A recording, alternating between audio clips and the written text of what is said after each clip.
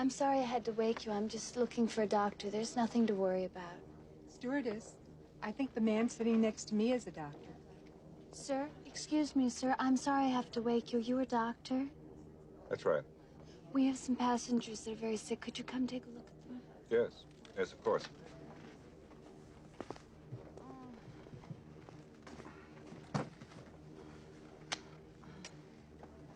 Let me see your tongue.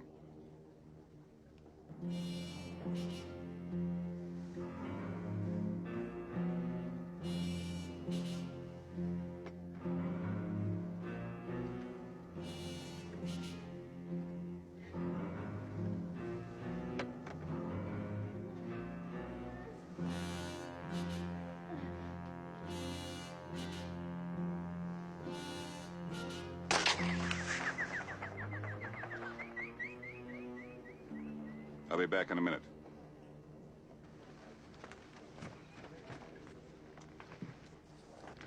You'd better tell the captain we've got to land as soon as we can. This woman has to be gotten to a hospital. A hospital? What is it? It's a big building with patients, but that's not important right now. Tell the captain I must speak to him. Certainly.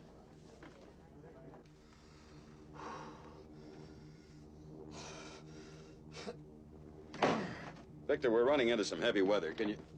Roger, take over.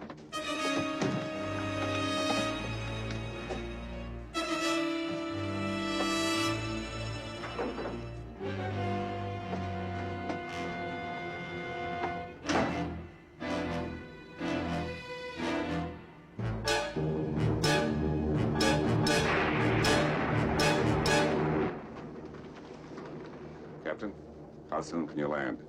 I can't tell. You can tell me I'm a doctor. No, I mean, I'm just not sure. Or can't you take a guess? Well, not for another 2 hours. You can't take a guess for another 2 hours? No. I mean, we can't land for another 2 hours. Fog has closed down everything this side of the mountains. We've got to get through to Chicago.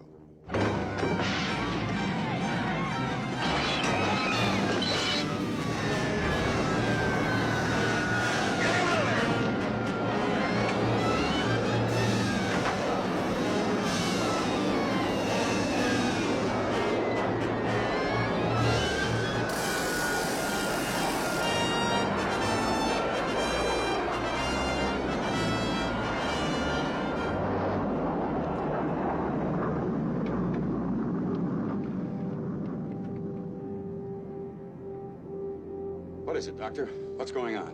I'm not sure. Haven't seen anything like this since the Anita Bryant concert. What was it we had for dinner tonight? Well, we had a choice, steak or fish. Yes, I remember. I had lasagna. What did he have? He had fish. Doctor, there are 2 more sick people, and the rest of the passengers are worried. I'll take care of the passengers. Find out what the 2 sick people had for dinner. This is Captain Over speaking. Been a little bumpy up here, but we'll be past it in a few minutes. A couple points of interest. We're now flying over Hoover Dam, and a little later on, we'll pass to the south of the Grand Canyon. Meanwhile, relax and enjoy your flight, okay? Chicago, this is Flight 209er. We're in trouble. We've got to have all traffic below us cleared, and I want a priority approach and landing in Chicago. Yes. Oh, stewardess, my husband's very sick. Can you do something, please? Well, the doctor will be with you in just a moment. One thing, do you know what he had for dinner? Yes, of course. We both had fish. Why? Oh, it's nothing to be alarmed about. We'll be back to you very quickly.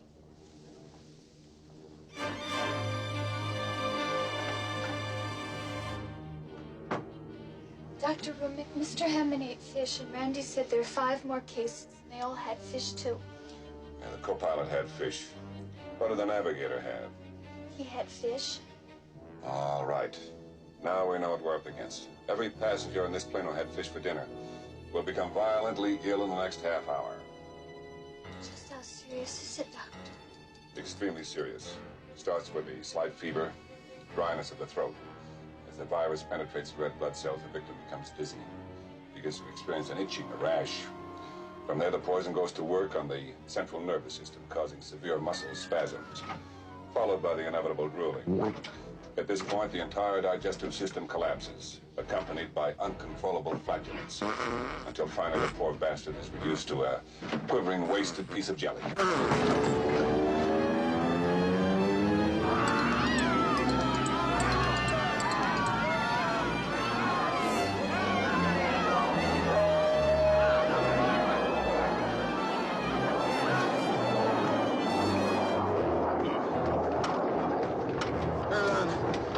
Automatic pilot. There it is.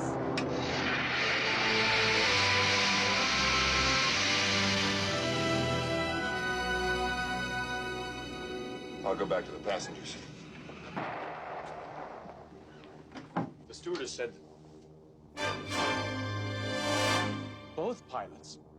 Can you fly this plane and land it? Surely you can't be serious. I am serious. And don't call me Shirley.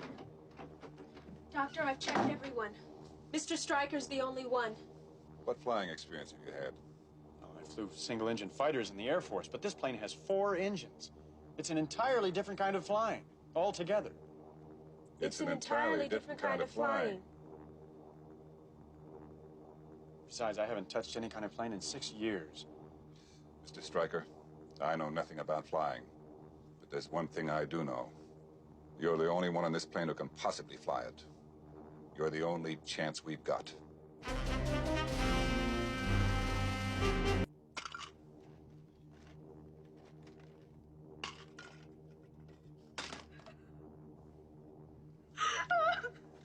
Randy, are you all right? Oh, Dr. Rumack, I'm scared. I've never been so scared. Besides, I'm 26 and I'm not married. We're going to make it. You've got to believe that. Dr. Rumack, do you have any idea when we'll be landing? Pretty soon. How are you bearing up? Well, to be honest, I've never been so scared. But at least I have a husband. I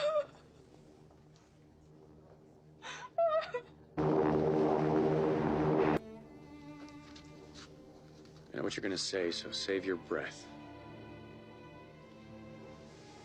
No, I don't have a thing to say. You've done the best you could. You really have the best you could. You can't expect to win them all. I want to tell you something I kept to myself through these years. I was in the war myself, medical corps. I was on late duty one night when they brought in a badly wounded pilot from one of the raids. Could barely talk. Looked up at me and Doc, he said, "The odds were against us up there, but we went in anyway. I'm glad. Captain made the right decision." The pilot's name was George Zip. George Zip said that? The last thing he said to me, Doc, he said, "Sometime the crew is up against it. The brakes are beating the boys. Tell them to get out there and give it all they got.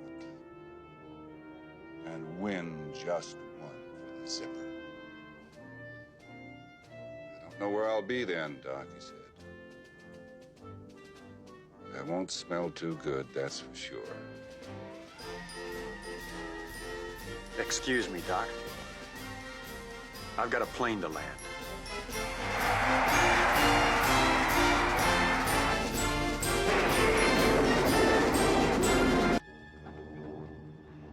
I just want to tell you both good luck. We're all counting on you.